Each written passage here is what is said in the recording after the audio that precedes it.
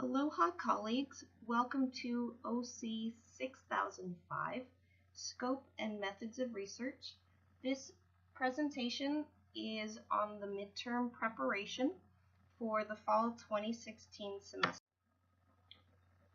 So to begin, we're going to go over the exam specifics. So first off, the exam will be available on our Unit 3 homepage.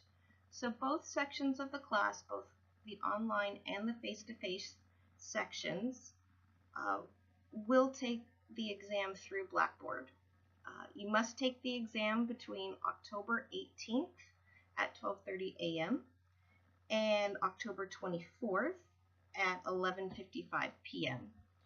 Once you click begin, you must finish the entire exam in 3 hours. So the exam consists of 5 essay questions. Each question is worth a possible 20 points. So that means that the exam as a whole is worth 100 points. It is open books, open articles, open notes, open videos, open databases if you want to use them, open PowerPoint. I've provided the grading rubric here just to remind you what I'm looking for. When you see this rubric on Blackboard, it will look a tad different, purely because Blackboard didn't like the order that I had my columns. So when you see this in Blackboard, it will actually start with the unsatisfactory column, followed by needs improvement, and then the strong word column. So it just flip-flops the first and last column. But what you can see here is that there's 4 areas that I'm looking at: accuracy, logic, depth and breadth, and ideas and content. And each of those sections are worth a possible 5 points. And you can go ahead and read through everything that I'm looking for specifically in each of your answers. We have covered a significant amount of material in the first half of the semester. First off, we have read 2 of our 3 textbooks. So the first one is Measuring the Success of Organization Development, and the second one was a really short textbook, but still an important one, on Participatory Action Research. And then we have read a total of 18 additional articles. While several of those are very short, some of them are a bit longer. I have listed all the articles here on this slide, and every single one is available on our Blackboard page. You just need to make sure that you're staying up with the class, and they are attached on the individual classes. Also, all the audio PowerPoint presentations that I've spent so much time making for you are all fair game for the exam. Along with that, all the supplemental videos that I have attached on each of our class pages are also fair game. The reason that they're fair game is a lot of times the supplemental videos clarify issues or topics that came up in the reading, so they are to your benefit to watch those. It's always good to clarify what counts and what doesn't in the exam. So first off, plagiarism does count. Please, please, please, no copy and pasting from resources. The responses must be in your own words. I am looking for connections between the sources and how they apply to a broader context.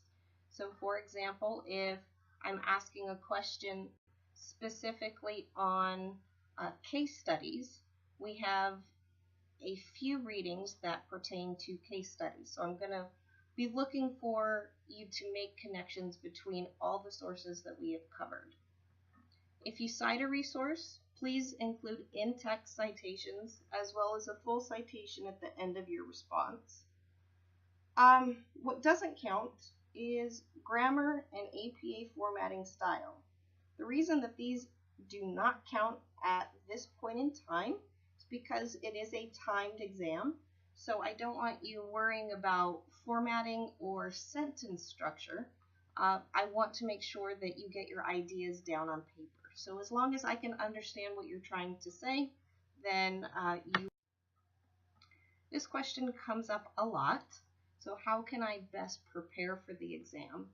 First off, you have to make sure that you've done all the reading, not just some, not just the textbooks, not just the articles, but all of it together. Make sure that you have watched all the audio PowerPoint presentations. Make sure you've watched all the videos on each of our pages. A lot of times, and again, I'm just reiterating this, the videos clarify topics from the readings or topics that I've raised in the PowerPoint presentations that are not included in the textbook readings. So make sure that you are current with the class and keeping up with the workload. The article review forms can save you time. I introduced those at the very beginning of the semester, and it's a summary format for you to fill out as you read the articles. It's just a one-page summary, so if you've done all of those, your hard work will pay off on the midterm exam. It is a timed exam, and having these summaries done will give you an advantage. That way you can just flip through your summaries and go directly to the sources that you need. I also recommend that you create a reference list with the full references of all 18 articles and the 2 textbooks. At that point, you can just copy and paste the reference into your response. That way you don't have to worry about how to cite correctly. During the exam, you've already done that. The final question that comes up a lot usually pertains to the types of questions that you can expect. So first off, I will provide a short scenario and then ask you to apply your knowledge of research design to the scenario. You will have 2 of those questions. And then the other 3 questions are essay questions that ask you about the topics we've discussed in the online discussions and in the readings. They will be fairly general, but I am again looking for you to make connections between multiple readings and be able to triangulate some of that information. Again, please let me know